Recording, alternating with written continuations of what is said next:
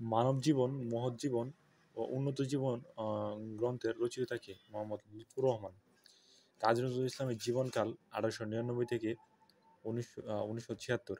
সাঁওতাল বিদ্রোহ নিয়ে রচিত উপন্যাস কোনটি? অরণ্যবন্যী। আমি বীরঙ্গনা বলছি গ্রন্থের লেখক ডক্টর নীলিমা ইব্রাহিম। চর্যাপদের পদ আবিষ্কার হয়নি।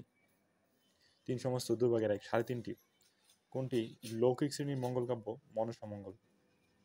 কোন কবির উপাধি কবি কণ্ঠহার বিদ্যাপতি? কোন প্রবন্ধগুচ্ছ রবীন্দ্রনাথের লেখা? পশ্চিম যাত্রীর ডায়েরি, পারস্যে, পথে ও পথের প্রান্তরে। সূর্যযুগল বাড়ি উপন্যাসকার? আবু ইসহাক। ভাষা মানুষের মুখ থেকে কলমের মুখে আসে, উল্টোটা করতে গেলে শুধু কালি পড়ে। প্রমোদ চৌধুরী। ঈশ্বর কবিতাটি কাজী নজরুল ইসলামের কোন কাব্যের অন্তর্গত? সাম্যবাদী। চর্যাপদ প্রকাশিত হয় কোথা থেকে? বঙ্গীয় সাহিত্য পরিষদ থেকে। জীবনানন্দ দাশ রচিত উপন্যাস কোনটি? মাল্যবান। বিধবা বিবাহ আইন প্রচলনে কার অবদান ছিল? ঈশ্বরচন্দ্র বিদ্যাসাগর।